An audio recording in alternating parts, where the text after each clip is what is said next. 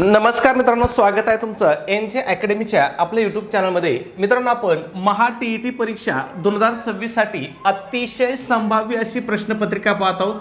आजची आपली संभाव्य अशी प्रश्नपत्रिका क्रमांक 10 आहे. कोणत्या विषयाची 10 आहे तर ती बालमानसशास्त्र व अध्यापनशास्त्राची आपली 10वी प्रश्नपत्रिका आहे. जर याच्या अगोदरच्या प्रश्नपत्रिका तुम्ही पाहिल्या नसतील तर त्यासुद्धा तुम्हाला परीक्षेच्या दृष्टीने पाहून घ्यायच्या आहेत, कारण त्यासुद्धा खूप महत्त्वपूर्ण आहे. ठीक आहे, मग या ठिकाणी पहिला प्रश्न काय पहा आपला, की डॅनियल गोलमन यांनी भावनिक बुद्धिमत्तेचे जे 5 महत्त्वाचे घटक सांगितले आहेत त्यात खालीलपैकी कशाचा समावेश होत नाही असं विचारलं. ठीक आहे, मग प्रश्न व्यवस्थित समजून घ्यायचा. काय विचारलंय की डॅनियल गोलमन यांनी जे काही बुद्धिमत्तेचे घटक सांगितले त्या घटकामध्ये कशाचा समावेश होत नाही ते आपल्याला विचारले. मग या ठिकाणी बघा, आत्मजाणीव, सामाजिक कौशल्ये, आत्मनियमन आणि उच्च तार्किक क्षमता. मग या ठिकाणी कशाचा समावेश होत नाही तर यामध्ये उच्च तार्किक क्षमताचा समावेश होत नाही. ठीक आहे, आता एवढ्यावरतीच प्रश्न संपला का तर अजिबात नाही. इथं तुम्हाला दुसरा प्रश्न कसा विचारला जाऊ शकतो की खालीलपैकी कोणी भावनिक बुद्धिमत्तेचे 5 घटक सांगितले आहेत. मग कोणी सांगितलेत 5 घटक तर ते डॅनियल गोलमन यांनी सांगितलेत. पुढचा प्रश्न असा विचारला जाऊ शकतो की डॅनियल गोलमन यांनी खालीलपैकी कशाचे 5 घटक सांगितले आहेत. मग त्याने कशाचे 5 घटक सांगितलेत तर ते भावनिक बुद्धिमत्तेचे 5 घटक सांगितलेत. पुढचा प्रश्न असं विचारू शकतात की डॅनियल गोलमन यांनी भावनिक बुद्धिमत्तेचे किती घटक सांगितले आहेत. मग त्यांनी भावनिक बुद्धिमत्तेचे किती घटक सांगितले आहेत तर 5 घटक सांगितले आहेत. त्याच्यानंतर हे 5 घटक कोणते आहेत याच्यावरती पण प्रश्न विचारू शकतात, जसा इथे विचारलाय. मग कोणते आहेत बघा, एक घटक आहे आत्मजाणीव, दुसरा आहे आत्मनियमन, तिसरा आहे आंतरिक प्रेरणा आणि चौथा सहानुभूती व 5वा आहे सामाजिक कौशल्य.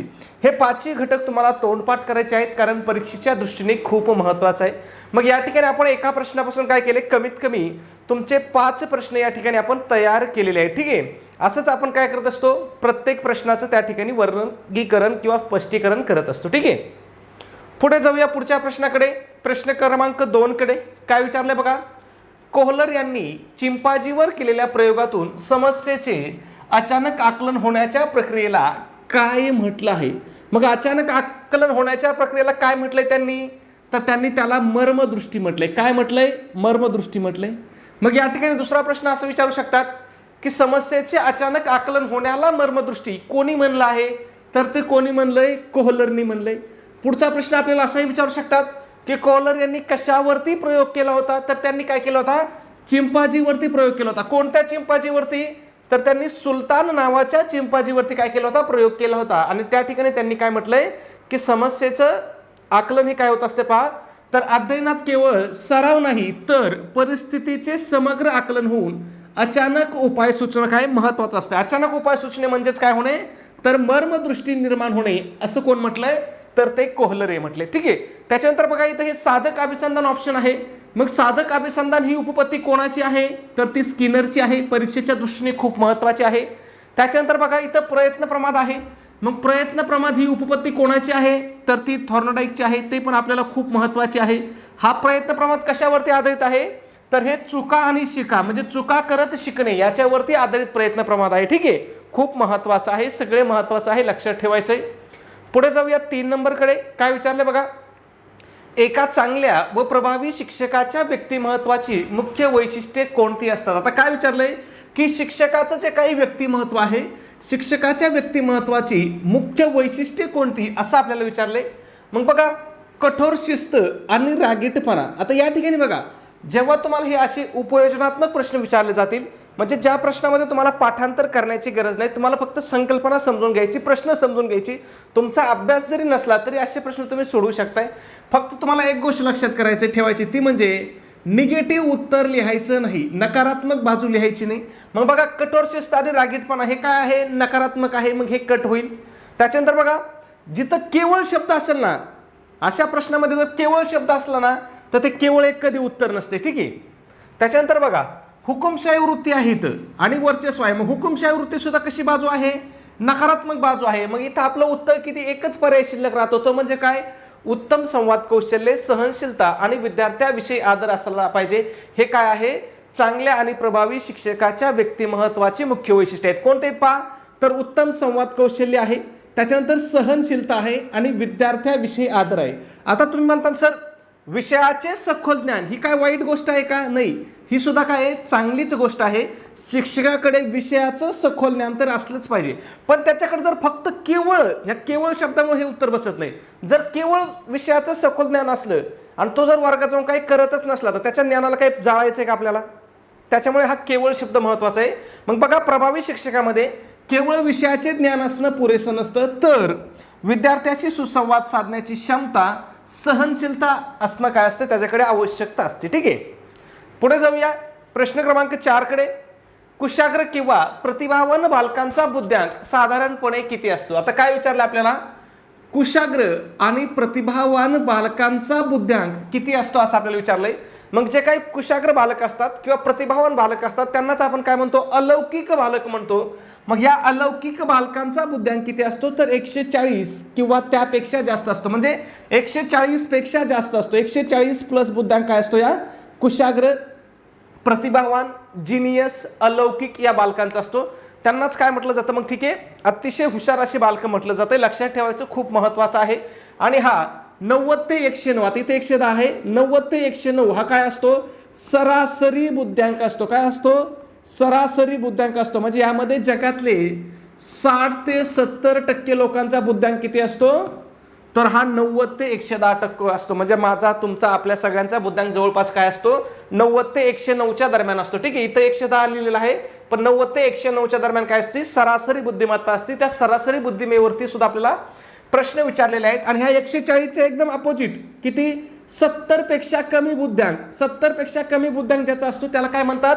तर त्याला अध्ययन अक्षम म्हणतात, किंवा थोडक्यात मंदबुद्धी असं सुद्धा म्हणतात. ठीक आहे, पुढे जाऊया प्रश्न क्रमांक 5 कडे. बघा काय विचारलंय? डिस्लेक्सिया ही मुख्य कोणत्या प्रकारची अक्षमता आहे? मग लिहिण्याची अक्षमता, गणितीय अक्षमता, वाचन आणि भाषाविषयक अक्षमता आणि हालचालीशी संबंधित अक्षमता. मग कोणती डिस्लेक्सिया? तर डिस्लेक्सिया ही काय आहे? वाचन आणि भाषाविषयक अक्षमता आहे. आता ह्या बाकीच्या अक्षमता सुद्धा तुम्हाला लक्षात ठेवायचं आहे. जी लिहिण्याची अक्षमता आहे तिला काय म्हणतात? डिस्ग्राफिया म्हणतात. त्याच्यानंतर गणितीय अक्षमताला काय म्हणतात? तर गणितीय अक्षमताला डिस्कॅल्क्युलिया म्हणतात. ही डिस्ग्राफिया, डिस्कॅल्क्युलिया, डिस्लेक्सिया हे सगळं तुम्हाला तोंडपाठ ठेवायचं आहे, कारण परीक्षेमध्ये आपल्याला याच्यावरती भरपूर प्रश्न विचारले जातात. आणि इथं चौथं जे ऑप्शन आहे पहा, हालचालीशी संबंधित अक्षमता, मग त्याला काय म्हणतात? तर त्याला डिस्प्रॅक्सिया म्हणतात. हालचालीशी संबंधित जी अक्षमता आहे त्याला काय म्हणतात? डिस्प्रॅक्सिया म्हणतात. हे खूप महत्त्वाचं आहे. यांच्यावरती आपल्याला परीक्षेमध्ये वारंवार प्रश्न त्या ठिकाणी विचारलेले आहेत. पुढे जाऊया 6 नंबर. समावेशक शिक्षणामध्ये शिक्षकाची भूमिका प्रामुख्याने कोणती असते? आता काय विचारलंय? जे सर्व समावेशक शिक्षण आहे त्या शिक्षणामध्ये शिक्षकाची भूमिका कशी असली पाहिजे किंवा कोणती असते असं विचारलंय. मग बघा, केवळ अभ्यास, बघा केवळ शब्द आला ना तो तुम्हाला उत्तर लिहायचंच नाही. पुढे बघा, प्रत्येक मुलाच्या गरजेनुसार अध्यापनामध्ये बदल करणे, बाकीचे पण पर्याय बघायच्या. बघा आता केवळ, परत इथं फक्त, केवळ आणि फक्त हे काय आहेत? एकाच अर्थाचे शब्द आहेत. म्हटलं हाही पर्याय काय होईल? कट होईल. पुढे बघा, विद्यार्थ्यांना शिक्षा देणे, शिक्षा देणे पुन्हा कोणती गोष्ट आली? निगेटिव्ह गोष्ट आली. मग हा पर्याय सुद्धा कट होईल. मग योग्य उत्तर काय आपला? तर प्रत्येक मुलाच्या गरजेनुसार काय करणे? अध्यापनामध्ये बदल करणे ही काय आहे? शिक्षकाची प्रामुख्याने भूमिका आहे. ठीक आहे, ठीक आहे. पुढचा प्रश्न आहे आपला प्रश्न क्रमांक 7. काय विचारलंय बघा या ठिकाणी? विशेष शिक्षण आणि समावेशक शिक्षण यात मुख्य फरक काय आहे? आता या ठिकाणी आपल्याला काय विचारलंय की विशेष शिक्षण आणि समावेशक शिक्षण या दोघांमध्ये नेमका फरक काय आहे किंवा मुख्य फरक यामध्ये काय आहे असं आपल्याला विचारलंय. मग बघा, विशेष शिक्षण वेगळ्या शाळेत असते तर समावेशक शिक्षण सामान्य शाळेत असते. त्यानंतर बाकीचे पर्याय बघा, समावेशक शिक्षण महाग असते, विशेष शिक्षण सर्वांसाठी असते आणि दोन्ही सारखीच असते. असे आपल्याला 4 पर्याय आहेत. मग या ठिकाणी आपलं योग्य उत्तर काय आहे? तर विशेष शिक्षण हे काय असते? वेगळ्या शाळेमध्ये असते, म्हणजे त्याच्यासाठी स्पेशल शाळा असतात, विशेष शाळा असतात. आणि समावेशक शिक्षण हे काय असते? सामान्य शाळेत असते. आता समावेशक शिक्षण म्हणजे काय? तर समावेशक शिक्षणामध्ये अपंग असणारे किंवा अध्ययन अक्षमता असणारे बालकं आणि सर्वसामान्य बालकं हे दोघं बालकं काय असतात? एकाच ठिकाणी शिक्षण दिलं जातं. ठीक आहे, मग बघा, विशेष शिक्षण हे विशिष्ट अपंगत्व असलेल्या मुलांसाठी स्वतंत्र शाळेत दिले जाते, तर समावेशक शिक्षण हे काय, सर्व प्रकारच्या मुलांना एकाच शाळेमध्ये दिले जाते किंवा एकाच छताखाली दिलं जातं. हा दोन्ही मधला महत्त्वाचा फरक आहे, तुम्हाला तो परीक्षेच्या दृष्टीने लक्षात ठेवायचा आहे. कारण आपल्याला आतापर्यंत विशेष शिक्षण असेल किंवा सर्वसमावेशक शिक्षण असेल याच्यावरती वारंवार प्रश्न विचारलेले आहेत. सध्या तुम्हाला माहिती आहे की सगळीकडे काय सर्वसमावेशक शिक्षणाची थीम चालू आहे, म्हणून आपल्याला सर्वसमावेशक शिक्षणावरती भरपूर सारे प्रश्न विचारले जातात. ठीक आहे, पुढे जाण्या अगोदर एक छोटीशी पण अतिशय महत्त्वाची अशी सूचना आहे मित्रांनो. आपण महा टीईटी परीक्षेसाठी अतिशय इम्पॉर्टंट अतिशय महत्त्वपूर्ण अशी टेस्ट सिरीज या ठिकाणी पाहत आहोत. मग आपल्या टेस्ट सिरीजचं वैशिष्ट्य की ही तुमच्या महा टीईटीच्या संपूर्ण अभ्यासक्रमावर आधारित अशी आपली टेस्ट सिरीज आहे. मग यामध्ये तुम्हाला काय भेटेल पहा, तर तुम्हाला 10 टेस्ट पेपर भेटतील. त्याचबरोबर सगळ्यात महत्त्वाचं तुम्हाला आतापर्यंत झालेल्या महा टीईटीच्या सर्व प्रश्नपत्रिका भेटतील. आणि या सर्व प्रश्नपत्रिका तुम्हाला कशा भेटतील, तर त्या तुम्हाला उत्तर सूची सहित भेटतील. ठीक आहे, त्यानंतर एक गोष्ट लक्षात घ्या, बरेच जण विचारतात की सर आतापर्यंत झालेल्या म्हणजे नेमकं कधीपासून झालेल्या, तर 2013 पासून झालेल्या सर्व प्रश्नपत्रिका तुम्हाला या ठिकाणी पाठवल्या जातील. कोणत्या पेपरच्या पाठवल्या जातील, तर पेपर 1च्या त्याचबरोबर पेपर 2च्या सुद्धा सर्व प्रश्नपत्रिका तुम्हाला या ठिकाणी पाठवल्या जातील. ठीक आहे, त्याचसोबत आपण काय करतोय, अतिशय IMP अशा नोट्स सुद्धा तुम्हाला पाठवतोय. मग त्यामध्ये मराठी असेल, हिंदी असेल, इंग्रजी असेल, मानसशास्त्र असेल, इतिहास असेल, भूगोल असेल, गणित बुद्धिमत्ता असेल, ह्या सगळ्या विषयाच्या अतिशय इम्पॉर्टंट अतिशय IMP अशा नोट्स तुम्हाला दिल्या जातील. ठीक आहे, त्याचबरोबर तुम्हाला सगळ्यांना माहिती आहे की आपल्या टीईटी परीक्षेसाठी जे काही शालेय पुस्तकं आहेत, मग इयत्ता 4थी पासून इयत्ता 8वी पर्यंतचे, त्या पुस्तकाच्या सुद्धा आपण काय करतोय, अतिशय इम्पॉर्टंट नोट्स देतोय. कारण याच्यामधून सुद्धा आपल्याला भरपूर सारे प्रश्न त्या ठिकाणी विचारले जातात. मग त्यामध्ये 4थी ते 8वीचा इतिहास असेल, भूगोल असेल, राज्यशास्त्र असेल, विज्ञान असेल, हे सगळे विषय असतील. मग तुम्ही परीक्षेला जर एवढीच तयारी केली, जाता जाता जर याच्यावरती एक नजर फिरून गेला, तर परीक्षेमध्ये तुम्ही 100पेक्षा काय करू शकता, जास्त मार्क त्या ठिकाणी सहज घेऊ शकता. मग याची किंमत किती आहे मित्रांनो, तर फक्त 200 रुपये किंमत आहे. पण त्यामध्ये सुद्धा विद्यार्थ्याच्या मागणीस्तव आपली ऑफर चालू आहे. मग ऑफरनुसार जर तुम्ही आज आपली टेस्ट सिरीज घेतली तर ती तुम्हाला फक्त आणि फक्त 139 रुपयाला भेटेल. मग हे 139 रुपये पाठवण्यासाठी तुम्हाला काय करायचं आहे, तर तुम्हाला व्हॉट्सअपला मेसेज करायचा आहे. आपला व्हॉट्सअप नंबर आहे पहा 7775881288. या नंबरवरती तुम्हाला काय मेसेज करायचा आहे की सर आम्हाला स्कॅनर पाठवा किंवा QR कोड पाठवा असा मेसेज करायचा आहे. मग त्या ठिकाणी तुम्हाला स्कॅनर पाठवलं जाईल. त्या स्कॅनरवरती तुम्हाला काय करायचं आहे, फक्त आणि फक्त 139 रुपये पे करायचे आहेत. त्याच्यानंतर बऱ्याच जणांना स्कॅनरवरती पैसे पाठवता येत नाही, तर तुम्ही डायरेक्ट गुगल पे फोनपे केला तरी चालेल. फक्त लक्षात ठेवा गुगल पे फोनपेचा आपला नंबर कोणता आहे, तर 9689141630 हा आपला गुगल पे फोनपेचा नंबर आहे. ठीक आहे, मग तुम्ही स्कॅनरवरती पैसे पाठवा किंवा त्या नंबरवरती गुगल पे फोनपे करा. फक्त केल्यानंतर पैसे पाठवल्यानंतर तुम्हाला काय करायचं आहे, त्याचा एक स्क्रीनशॉट काढायचा आहे. आणि तो स्क्रीनशॉट आपला जो व्हॉट्सअप नंबर आहे 7775881288 याच्यावरती तुम्हाला तो स्क्रीनशॉट काय करायचा आहे, सेंड करायचा आहे. तुमचा स्क्रीनशॉट मिळाल्याबरोबर व्हॉट्सअपला तुम्हाला 5 मिनिटाच्या आतमध्ये काय केलं जाईल, संपूर्ण स्टडी मटेरियल PDF फाईलच्या स्वरूपामध्ये तुम्हाला शेअर केलं जाईल. ठीक आहे, पुढे जाऊया पुढच्या प्रश्नाकडे. प्रश्न क्रमांक 8 आहे. काय विचारले पहा, सातत्यपूर्ण सर्वकष मूल्यमापनामध्ये सर्वकष या शब्दाचा अर्थ काय. बघा आता आपण शाळेमध्ये नियमितपणे तुम्ही सगळेजण वाचत आलात की कसं मूल्यमापन चालू आहे सध्या, तर सध्या सातत्यपूर्ण सर्वकष मूल्यमापन चालू आहे. मग या मूल्यमापनामधला सर्वकष हा जो शब्द आहे त्या शब्दाचा नेमका अर्थ काय असं आपल्याला विचारलंय. मग बघा तुम्हाला मी काय सांगितलंय, तुम्हाला केवळ शब्द दिसला ना तर तो उत्तर तुम्हाला अजिबात लिहायचं नाही. मग बघा 2 पर्याय तर इथं काय झाले, सहज कट झाले. आणि लक्षात घ्या हा प्रश्न परीक्षेमध्ये विचारलेला आहे. म्हणजे ही जरी आपण संभाव्य प्रश्नपत्रिका म्हणून जरी घेत असलो तरी संभाव्य प्रश्नपत्रिका आपण कशाच्या आधारे केलेली आहे, तर ती PYQच्या आधारेच केलेली आहे. म्हणजे परीक्षेमध्ये विचारलेला प्रश्न आहे. ठीक आहे, मग केवळ पर्याय कट झाले. बघा इथं काय राहिलंय, शैक्षणिक व सहशैक्षणिक, आणि इथं काय आहे, वार्षिक परीक्षा. मग सातत्यपूर्ण मधल्या सर्वकष शब्दाचा अर्थ काय होतो, तर शैक्षणिक व सहशैक्षणिक या दोन्ही गोष्टीचं काय करायचं त्या ठिकाणी मूल्यमापन करायचंय. मग सर्वकष मूल्यमापनामध्ये पहा केवळ विद्यार्थ्याच्या बुद्धिमत्तेचाच म्हणजे काय, त्याच्या शैक्षणिक घटनेचाच किंवा शैक्षणिक बाबींचाच मूल्यमापन केलं जात नाही, तर त्याच्या व्यक्तिमत्वाच्या सर्व पैलूचं काय केलं जातं, मूल्यमापन केलं जातं. मग त्याच्यामध्ये कला आलं, क्रीडा आलं किंवा इतर जे काही मूल्य असतील ह्या सगळ्यांचा विचार काय कशामध्ये केला जातो, सातत्यपूर्ण सर्वकष मूल्यमापनामध्ये केला जातो. मग सर्वकष म्हणजेच काय, तर त्याच्याकडे असणारे शैक्षणिक नॉलेज, त्याचबरोबर त्याच्याकडे असणारे इतर जे काही व्यक्ती महत्त्वाचे पैलू आहेत त्या सगळ्यांचा या ठिकाणी काय केला जातो, विचार केला जातो. पुढे जाऊया 9 नंबरकडे. खालीलपैकी कोणते साधन मूल्यमापनाचं गुणात्मक साधन नाही. बघा, आता मूल्यमापनाचे 2 प्रकारचे साधन आहेत. कोणत्या 2 प्रकारचे आहेत, एक आहे संख्यात्मक साधन आणि दुसरं आहे गुणात्मक साधन. मग आपल्याला काय विचारलंय की यापैकी कोणतं साधन हे गुणात्मक नाही असं विचारलंय. मग ऑप्शन पहा बरं, मुलाखत आहे, निरीक्षण आहे, पडताळा सूची आहे आणि लेखी परीक्षा आहे. मग या ठिकाणी गुणात्मक कोणतं साधन नाही, तर लेखी परीक्षा हे गुणात्मक साधन नाही. मग लेखी परीक्षा हे कोणतं साधन आहे, तर लेखी परीक्षा हे संख्यात्मक साधन आहे. कोणतं साधन आहे, संख्यात्मक साधन आहे. का संख्यात्मक आहे, तर त्याच्यामधून आपल्याला कशाच्या स्वरूपात माहिती भेटते, तर गुणांच्या स्वरूपामध्ये माहिती भेटते. म्हणून लेखी परीक्षा हे काय आहे, संख्यात्मक साधन आहे. हे मुलाखत असेल, निरीक्षण असेल किंवा पडताळा सूची असेल, ही कोणती साधनं आहेत, तर ही गुणात्मक साधनं आहेत. मग तुम्हाला गुणात्मक साधनं आणि संख्यात्मक साधनं दोन्ही लक्षात ठेवायचे आहेत. परीक्षेच्या दृष्टीने दोन्ही सुद्धा आपल्यासाठी काय आहेत, महत्त्वाचे आहेत. पुढे जाऊया 10 नंबर. नैसर्गिक परिस्थितीत केलेलं निरीक्षण म्हणजे काय. आता काय विचारलंय की जर नैसर्गिक परिस्थितीमध्ये केलेलं जे काही निरीक्षण असतंय ते निरीक्षण म्हणजे काय असं विचारलंय. मग नियंत्रित निरीक्षण, आत्मनिरीक्षण, प्रयोग आणि अनियंत्रित निरीक्षण, तर याला काय म्हटलं जातं पहा, तर याला म्हटलं जातं अनियंत्रित निरीक्षण. का बरं अनियंत्रित निरीक्षण म्हणतात, तर हे नैसर्गिक परिस्थितीमध्ये केलेलं असतं. म्हणजे या ठिकाणी कोणत्याही बघा बाह्य घटकाचं नियंत्रण न ठेवता काय व्यक्तीच्या नैसर्गिक वातावरणात तिचं निरीक्षण केलं जातं. त्याला काय म्हणतो आपण, अनियंत्रित निरीक्षण म्हणतो.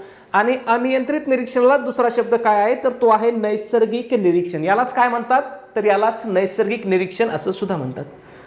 पुढे जाऊया 11 नंबर. मानसशास्त्रातील सर्वात जुनी आणि पहिली पद्धत कोणती मानली जाते. काय विचारलंय की मानसशास्त्रामधली सगळ्यात जुनी आणि पहिली पद्धत कोणती आहे. मग ती कोणती पद्धत आहे, तर ही आत्मनिरीक्षण पद्धती आहे. खूप महत्त्वाचा प्रश्न आहे, आपल्याला वारंवार विचारला जाणारा प्रश्न आहे. पुढे जाऊया 11 नंबर. साधक अभिसंधानमध्ये कोणत्या गोष्टीवरती भर दिला जातो. या साधक अभिसंधानवरती आपल्याला वारंवार प्रश्न त्या ठिकाणी काय केला जातो, परीक्षेमध्ये विचारला जातो. मग साधक अभिसंधानमध्ये कोणत्या गोष्टीवर अधिक भर दिला जातो, तर या ठिकाणी प्रबलीकरणावरती अधिक भर दिला जातो. त्याच्यानंतर प्रश्न विचारला जातो की साधक अभिसंधान ही जी उपपत्ती आहे ही कोणाची आहे, तर ती कोणाची उपपत्ती आहे, तर ती B.F. स्किनरची उपपत्ती आहे. ठीक आहे. आणि त्या उपपत्तीमध्ये त्याने कशाला महत्त्व दिलेलं आहे, तर प्रबलीकरणाला महत्त्व दिलेलं आहे. लक्षात ठेवायचं, खूप महत्त्वाची माहिती आहे. ठीक आहे. पुढे जाऊया 13 नंबर.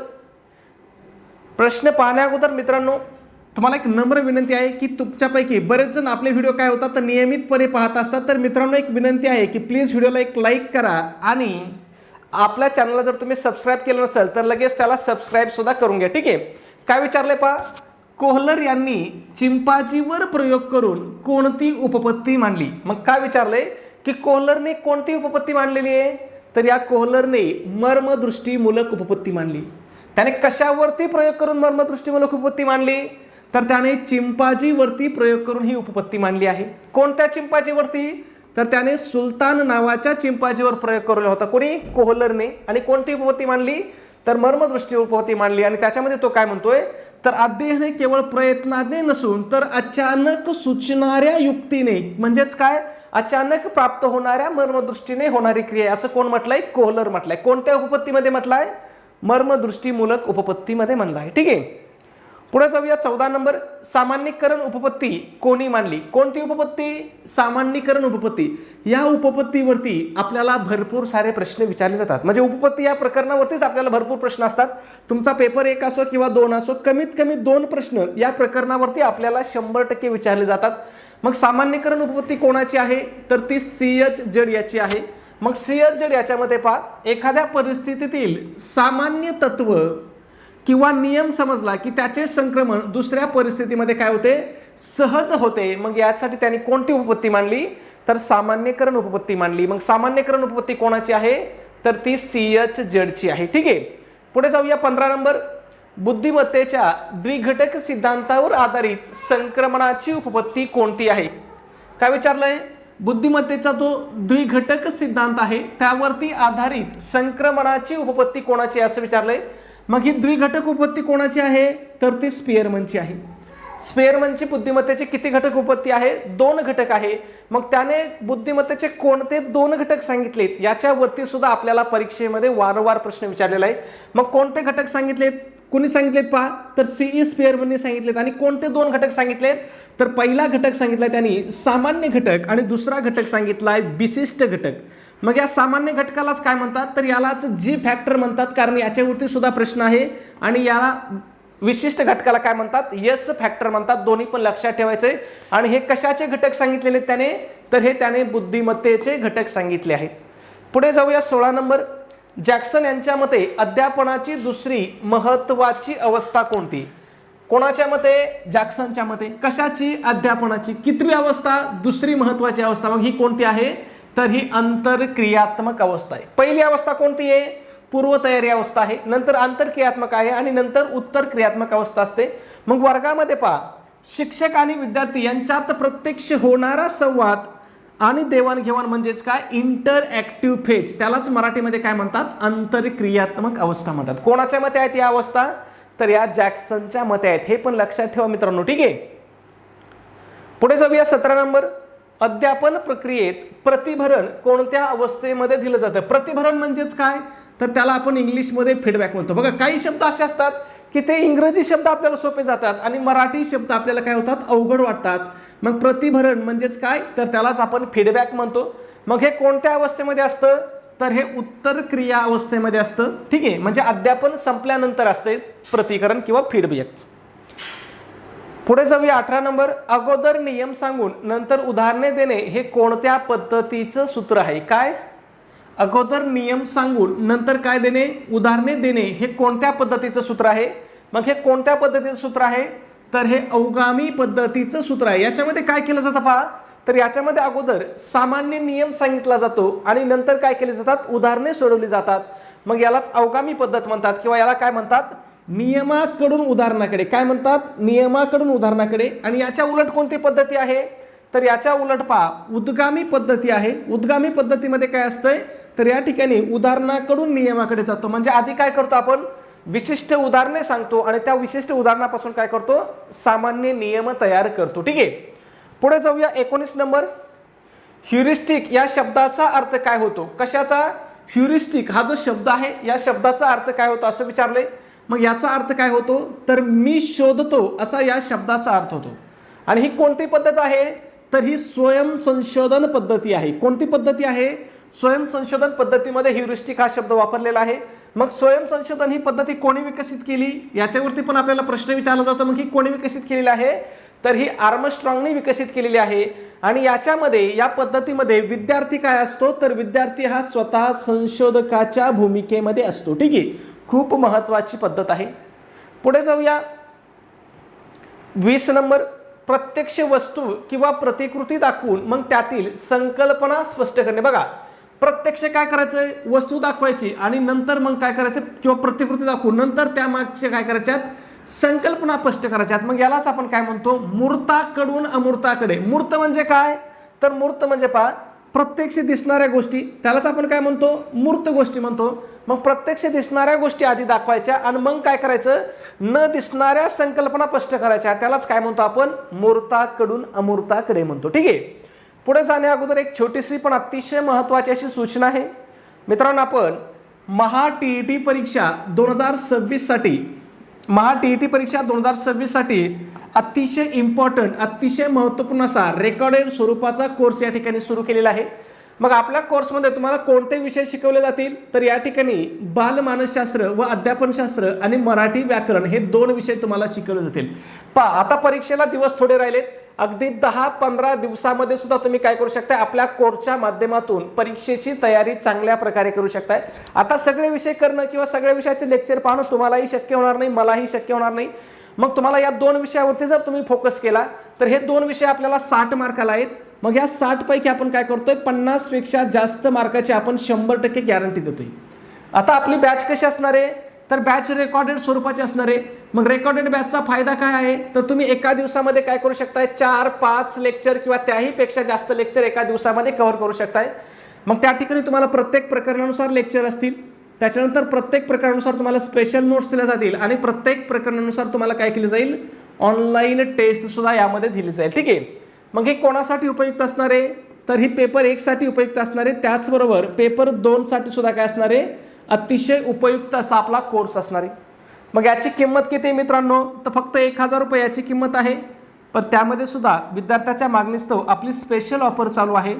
मग स्पेशल ऑफरनुसार जर तुम्ही आज आपल्या कोर्सला जॉईन झाले तर तो तुम्हाला फक्त आणि फक्त काय होणार आहे, 499 रुपयाला तुम्हाला हा कोर्स भेटणार आहे. मग हे 499 रुपये पाठवण्यासाठी तुम्हाला काय करायचं आहे किंवा कोर्स कुठं असणार आहे आपला, तर कोर्स आपल्या ॲप्लिकेशनमध्ये असणार आहे. मग आपल्या ॲप्लिकेशनचं नाव काय आहे, तर NG क्लासेस या नावाने आपलं ॲप्लिकेशन आहे. मग तुम्हाला व्हिडिओच्या डिस्क्रिप्शनमध्ये मी ॲप्लिकेशनची लिंक देतोय किंवा डायरेक्ट प्ले स्टोअरला पण तुम्हाला ॲप्लिकेशन भेटेल किंवा आपला जो व्हॉट्सॲप नंबर आहे 77 75 88 12 88 याच्यावरती जर तुम्ही मेसेज केला की सर आम्हाला ॲप्लिकेशनची लिंक पाठवा, तरी तुम्हाला मी स्वतः काय करेल त्या ठिकाणी ॲप्लिकेशनची लिंक तुम्हाला व्हॉट्सॲपला पाठवून देईल. ठीक आहे. मग तुम्हाला ॲप्लिकेशन डाउनलोड केल्यावरती त्याच्यामध्ये किती आपले 499 ॲपवाल्याचे 24 रुपये चार्जेस असतात, असे तुम्हाला त्या ठिकाणी काय करायचं आहे, 523 रुपये ॲप्लिकेशनमध्ये पेमेंट करायचं आहे. किंवा ज्यांना ॲप्लिकेशनमध्ये पेमेंट करता येत नाही त्यांनी डायरेक्ट मला गुगल पे फोनपे केलं तरी चालेल. आपला नंबर आहे 96 89 14 16 30. या नंबरवरती किती रुपये पे करायचे आहेत, तर फक्त आणि फक्त 499 रुपये पे करायचे आहेत आणि मला व्हॉट्सअपला एक मेसेज करायचा, मी तुम्हाला काय करेल त्या ठिकाणी बॅचला स्वतः जॉईन करेल. ठीक आहे. पुढच्या प्रश्नाकडे जाऊ. आपला प्रश्न क्रमांक 21 आहे, लहान मुलांना एखादी कविता शिकवताना आधी पूर्ण कविता म्हणून दाखवून त्यातील कडव्यांचा अर्थ सांगणे हे कोणत्या सूत्रामध्ये येते. बघा कोणत्या सूत्रामध्ये येत असेल बरं. आधी काय केलंय, पूर्ण कविता म्हटलंय. मग कशाकडे येईल हे, पूर्णाकडून कशाकडे जाईल, अंशाकडे जाईल. कारण आधी आपण पूर्ण कविता म्हणतोय आणि नंतर काय करतोय, त्याच्यामधल्या कडव्यांचा किंवा त्याच्यामधल्या ओळींचा अर्थ स्पष्ट करतोय. मग यालाच आपण काय म्हणतो, पूर्णाकडून अंशाकडे म्हणतो. ठीक आहे. पुढे जाऊया. 21 नंबर 22 नंबर, संकल्पना प्राप्ती प्रतिमानाचं उद्दिष्ट काय. कोणत्या प्रतिमानाचं, तर संकल्पना प्राप्ती प्रतिमानाचं उद्दिष्ट काय आहे. मग त्याचं उद्दिष्ट आहे आगमन तर्कशक्तीचा विकास करणे. हाच प्रश्न असाही विचारला जाऊ शकतो की आगमन तर्कशक्तीचा विकास करणे हे कोणत्या प्रतिमानाचं उद्दिष्ट आहे. मग हे कोणत्या प्रतिमानाचं उद्दिष्ट आहे, तर हे संकल्पना प्राप्ती प्रतिमानाचं उद्दिष्ट आहे. त्याच्यानंतर अजून एक प्रश्न विचारला जाऊ शकतो की हे संकल्पना प्राप्ती प्रतिमान खालीलपैकी कोणी विकसित केलं आहे किंवा मांडलं आहे. मग हे कोणी विकसित केलं आहे, तर हे जेरॉम ब्रुनर यांनी विकसित केलेलं प्रतिमान आहे. आणि हे विद्यार्थ्याच्या कशावरती लक्ष केंद्रित करतंय, तर विद्यार्थ्याच्या विचार प्रक्रियेवरती लक्ष केंद्रित करणारं प्रतिमान आहे. खूप महत्त्वाचं आहे. ठीक आहे. पुढे जाऊया. 23 नंबर, प्रतिमानाचा कोणता घटक शिक्षक व विद्यार्थी यांच्यातील संबंध दर्शवतो. काय विचारलंय आता, की प्रतिमानामधला कोणता घटक हा शिक्षक आणि विद्यार्थी यांच्यामधले काय करतोय, संबंध दर्शवतोय. मग कोणता घटक, तर सामाजिक प्रणाली हा घटक काय करतोय, विद्यार्थी आणि शिक्षक यांचा संबंध दर्शवतोय. मग बघा मार्श जॉयस आणि बी वेल्स यांनी काय केलंय, अध्यापन प्रतिमानाचे एकूण किती घटक सांगितलेत, तर एकूण 6 घटक सांगितलेत. किती घटक सांगितलेत, 6 घटक सांगितले. त्यापैकी एक घटक कोणता आहे, तर तो सामाजिक प्रणाली घटक आहे. आणि या सामाजिक प्रणाली घटकामध्ये काय आहे, तर याच्यामध्ये विद्यार्थी व शिक्षक यांच्यातील संबंध या ठिकाणी काय केलेले आहेत, दाखवलेले आहे. ठीक आहे. लाईटचा प्रॉब्लेम आहे, लाईट गेली वाटते, काही हरकत नाही. पुढचा 24 नंबर प्रश्न पहा, प्रेरणेचे महत्त्वाचे कार्य कोणतं. ठीक आहे. माझा चेहरा थोडंसं तुम्हाला डार्क दिसेल, पण काही हरकत नाही, चेहरा महत्त्वाचा नाही. आपल्यासाठी आपल्या बोर्डवरती काय दिसतंय, डिजिटल बोर्डवरती, ते पाहणं महत्त्वाचं आहे. मग प्रेरणेचं महत्त्वाचं कार्य काय, ऑप्शन पहा, वर्तन नियंत्रित करणे, ऊर्जा पुरवणे, वर्तनाला दिशा देणे आणि वरील सर्व पर्याय बरोबर. मग या ठिकाणी आपलं उत्तर काय येणार आहे, वरील सर्व पर्याय बरोबर हे आपलं उत्तर असणार आहे. मग लक्षात ठेवायचं तुम्हाला, प्रेरणा काय करते, तर वर्तन नियंत्रित करते, ऊर्जा पुरवते आणि वर्तनाला दिशा देण्याचं काम करते. म्हणजेच प्रेरणा व्यक्तीला कृती करण्यास प्रवृत्त करते, ऊर्जा पुरवते आणि ध्येयाकडे नेण्याचं कार्य सुद्धा कोण करते, तर प्रेरणा करते. म्हणून माणसाच्या आयुष्यामध्ये प्रेरणा खूप काय आहे, महत्त्वाची असते. पुढे जाऊया. 25 नंबर, स्मरण प्रक्रियेतील योग्य क्रम निवडा. काय सांगितलंय, स्मरण प्रक्रिया जी आहे त्या प्रक्रियेचा आपल्याला क्रम निवडायला सांगितलाय. मग बघा, ग्रहण, साठवण, पुनरावहन आणि ओळख. आता हाच काय योग्य क्रम आहे. काय योग्य क्रम आहे, तर स्मरण प्रक्रियेमध्ये पहिला घटक कोणता आहे, तर तो ग्रहण आहे. त्याच्यानंतर काय आहे, साठवण आहे. त्याच्यानंतर पुनरावहन आहे आणि चौथा आणि शेवटचा घटक काय आहे, ओळख आहे. मग बघा स्मरणाचे प्रमुख किती टप्पे आहेत, तर 4 टप्पे आहेत. ठीक आहे, मग त्या 4 टप्प्यामध्ये पहिला टप्पा काय आहे, तर ग्रहण करणे, त्याला इंग्लिशमध्ये काय म्हणतो आपण, इनकोडिंग. तिचे जतन करणे म्हणजे स्टोरेज करणे, आठवणे म्हणजे काय, रिकॉल करणे, आणि ओळखणे म्हणजेच काय, रिकॉग्नायझेशन करणे. हे काय आहे, स्मरण प्रक्रियेचे 4 प्रमुख टप्पे आहेत. आणि हे टप्पे तुम्हाला कसे लक्षात ठेवायचे मित्रांनो, तर क्रमवार लक्षात ठेवायचे. कारण आतापर्यंत आपल्याला 3 वेळेस परीक्षेमध्ये काय केलेलं आहे, यांच्या टप्प्याचा क्रम लावण्यावरती आपल्याला प्रश्न विचारलेला आहे. ठीक आहे, मग जसा प्रश्न अगोदर विचारला होता तसाच प्रश्न आपल्याला भविष्यामध्ये सुद्धा काय करू शकतात, विचारू शकतात. पुढे जाऊया 26 नंबर. खालीलपैकी कोणते साधन मूल्यमापनाचं गुणात्मक साधन नाही असं आपल्याला विचारलंय. आपण घेतलेला प्रश्न आहे. मग पहा, मुलाखत आहे, निरीक्षण आहे, पडताळा सूची आहे आणि लेखी परीक्षा आहे.